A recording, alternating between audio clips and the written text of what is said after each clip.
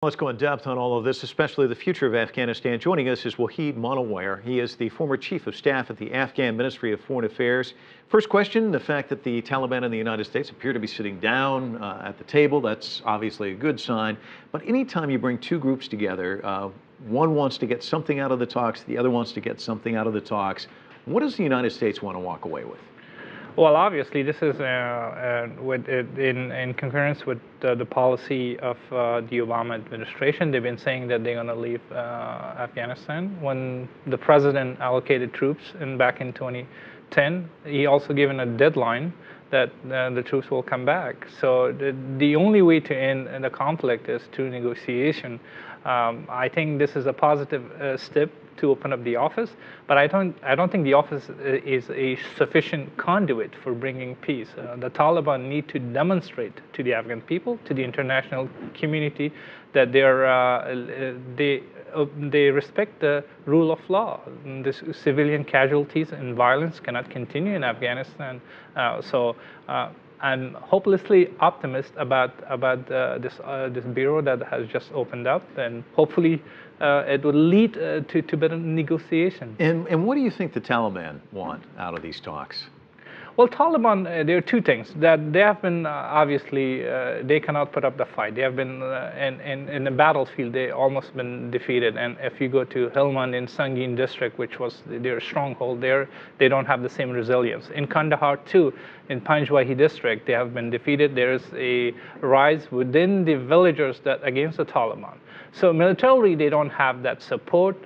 Politically, they also risk losing that support. So they need to find a way to be somehow come back to the power, and this is the only chance to go through negotiation and find a way. Yeah, David Loyne has that book out in Afghanistan, 200 Years of British, Russian, and American Occupation. He says that Afghanistan has always been underestimated by these major powers. But one of the other things he says about their history is it's one littered with misunderstandings and broken promises. How do you think historians will look back at this war and this chapter in Afghanistan? Obviously, there has been a lot of articles like this in the New York Times. They always gone through the negative aspect of the war. The Afghan people don't see this as an occupation. If you go back 10 years ago, Afghanistan, I have said that numerous times, it resembled to a country from the Old Testament. Today, it's a different situation. There's a new generation of Afghans that they don't really relate to what the Taliban brings to the table. This is not the Afghanistan of 1996 when the Taliban came in. They were so popular. They came and their popularity was based on the violence. Today, they don't relate, they don't resonate with the young generation. The young generation Afghans, they want their own options, they want their own destiny to be chosen. They don't want to be dictated that at certain hour of the day they need to pray because certain people are telling them. They want to have the right to choose.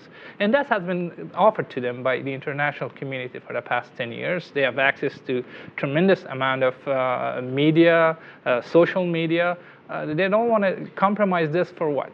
As well, then talk to me about those young people. How do they view this? The both sides sitting down at the table, and the fact that the West is going to be leaving. That they've got to go their own way in a sense. I think this is an excellent question. I'm sure you followed that today that NATO did the transition. They gave the lead to the Afghan National Army. Afghan National Army is very popular with the Afghan people because they safeguard Afghanistan. And what the Taliban do is in contrary to what the Afghan National Army do, casualties with civilians.